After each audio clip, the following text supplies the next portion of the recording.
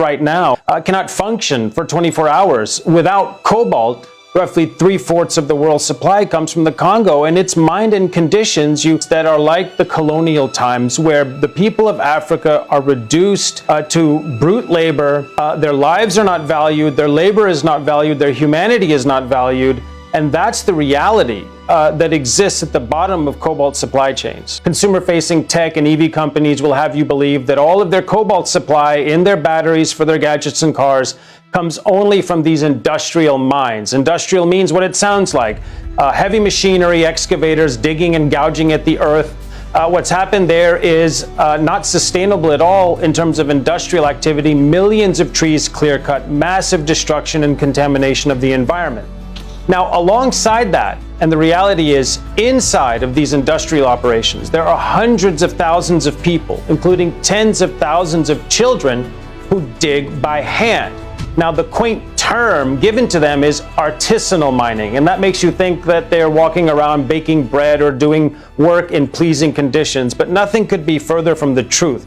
Artisanal mining means these tens of thousands of children, hundreds of thousands of people, scrounging at the ground with pickaxes, shovels, stretches of rebar, or their bare hands to pull cobalt out of the ground and feed it up the chain. Many of these people are digging inside industrial mines, and outside of the Congo, tech and EV companies will have you believe that that does not happen, but the truth on the ground is very different.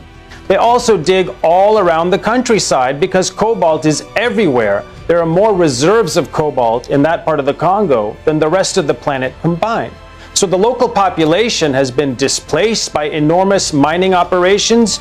The biggest one in that part of the Congo is the size of London, where I'm sitting right now. So imagine a London-sized swath of countryside that's been completely gouged, destroyed, clear-cut, and contaminated in this scramble to get cobalt out of the ground and up the chain. And imagine the hundreds of thousands of people who used to live in that territory, forcibly displaced, now without home, without a way to live, and all they can do is scramble back into that ground, try to dig some cobalt out of the earth, and feed it up the chain for $1 or $2 a day. When I wake up every morning, I feel terrible knowing I have to come back here again.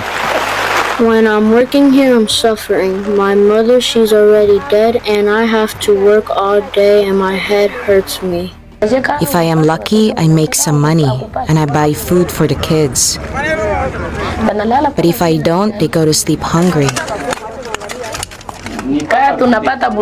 We collect dirt. The kids help by packing it up and washing it. They also sort through it, looking for minerals. It's not a good life for children. We just don't have any other options. And these are the big names we're all familiar with: Apple, Tesla, Google, Microsoft, Samsung. I mean, you can go down the list. They all buy some, most, or all of their cobalt from the Congo because there's no other cobalt to buy, quite frankly. But the truth that the Congolese people have to share is completely different. They are at the bottom of this supply chain with no alternative but to eke out this base, scrounging, hazardous, miserable existence for $1 or $2 a day, feeding cobalt up the chain to these behemoth tech and EV companies. These people have been displaced and pushed to a cliff's edge. If they want to eat, they have to put their lives at risk to dig cobalt out of the ground, and it's part of the scramble. Well, if you have hundreds of thousands of grindingly poor people there digging it out of the ground, it's a penny wage way of boosting production to try and meet demand. And your listeners and viewers should understand, cobalt is toxic. It's toxic to touch, it's toxic to breathe. So I have seen thousands of women with babies strapped to their backs inhaling toxic cobalt dust day in and day out, 10-year-old children caked in toxic filth, exposing themselves to toxic cobalt, and the ore that these children are digging that has cobalt in it often has traces of radioactive uranium. So the public health catastrophe, on top of the human rights violence, on top of the environmental destruction, is unlike anything we've ever seen in the modern context, and the fact that it is linked to companies worth trillions and that our lives depend on this enormous violence has to be dealt with. Everyone listening to us